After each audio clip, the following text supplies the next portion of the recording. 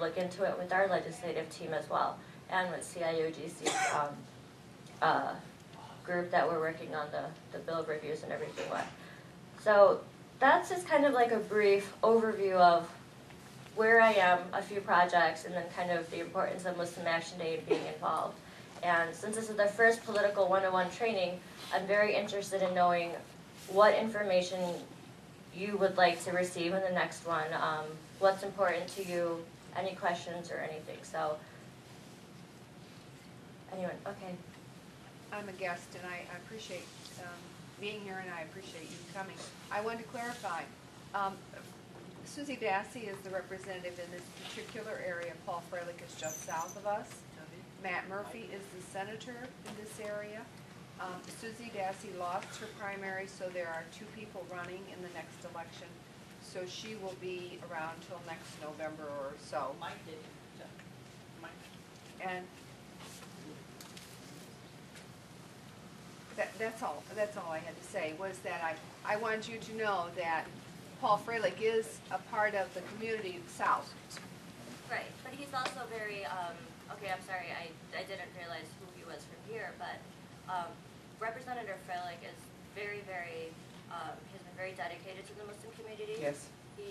Currently we have something, Roosevelt University by Woodfield, they are opening a pharmacy department. So that's something we're working on. It's going to create more jobs and have more students in the area attending. I'm sorry, I just thought it was important for people to know right. Who to look for in this area. Anyone else? Have any questions? I'll call in someone. Last action day. Can you repeat the question? Can you hear the question? None of the senators met with the met with the action people who went there, and it was implied that you had to have an appointment with them before you can meet them. How are we doing that this year? This year what we have is we have a letter that we are sending out to all of our legislators and our senators. You know, asking, oh sure. Sure, the question was, last year the community was out for Muslim Action Day and they weren't able to meet with the senators. Was it just the senators? I think so. Or both, okay. And so the question is, how can they go about that this year? Well, we are sending a letter to all of our state legislators and our state senators this year, setting up a time between 12 to 2 if they can meet with their constituent groups. So in addition to that, I would say also call your local district office and try to set up a meeting in addition to that, if you would like to, or kind of emphasize them, you know, emphasize the point of how important it is to meet with us, to kind of know that we're all down there, we are from your district, we're from your area, and we're here to work with you also. You know, so they might have their own legislative agenda. They might have their own bills that they're like, oh, okay, you know, research which ones are written and they're sponsoring before we even go and meet with them. So we can send a letter. I'll send it again. I'll just have Brother Dawud as my point of contact. And feel free to read that letter and then follow up with your senator with a phone call and email. Everyone should, not just like one person.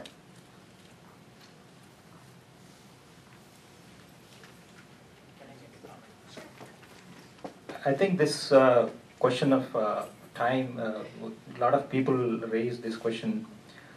What is the idea behind this going to Muslim Action Day on a legislation day while the legislators are busy asking them to come out and do advocacy? Is that the good plan? Because a lot of us who went last year, maybe like 20% of us were able to speak to legislators.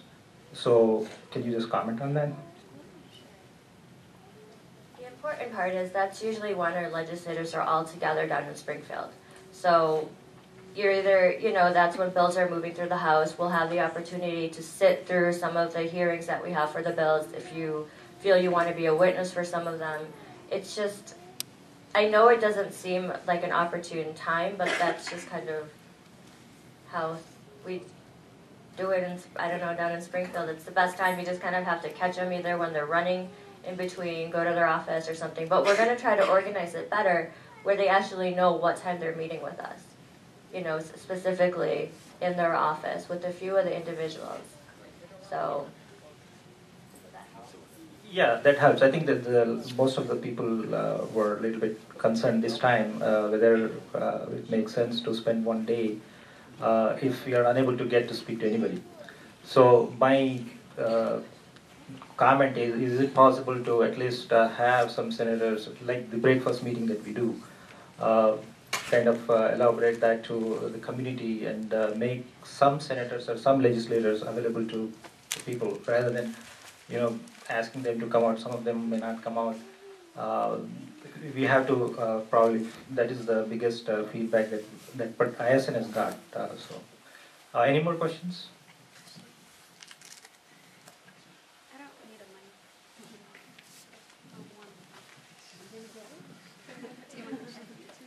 I need the mic. Assalamu alaikum. I'm actually unfamiliar with what Illinois Muslim Action Day is, so I just have a question. So do you guys present us bills and we kind of like give you our opinions, or do you listen to what we want, I guess, and then how does this work, I guess? It's kind of both. So we will research a few of the bills that are really moving through the House and the Senate. So for that, what I mean is there's a huge process. They have a first reading, second reading, third reading, then they go to the next branch of reading the bill. So usually when they're in the middle process of their review, those are the bills that we're identifying. And what are some of the examples? Like what kinds of bills are you guys presenting for like Muslim communities? Okay. So some of the bills are one of them is the aging, to ensure that if you are a spouse of a deceased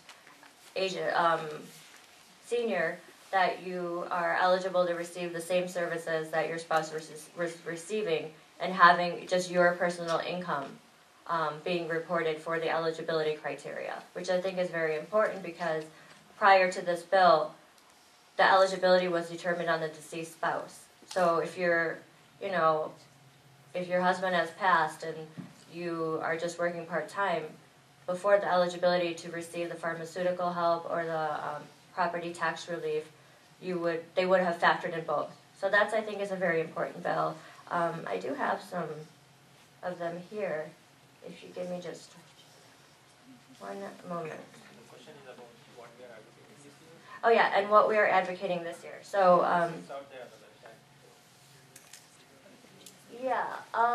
website. that's actually not the updated one that we have. The Arabic language is definitely going in. It's just a Senate resolution to encourage schools, the public schools, to adopt an Arabic language training program. The resolution is not really binding, as a resolution may be, because it is up to the individual school and school district to create the curriculum and see if they have the funds available to do it. So they don't. It's not really. So here are some of the bills. We have House Bill 6088, and this bill is for the BPA Free Kids Act, and it's labeling the BPA. It's a chemical found in plastic and glass to make sure that baby food and bottles and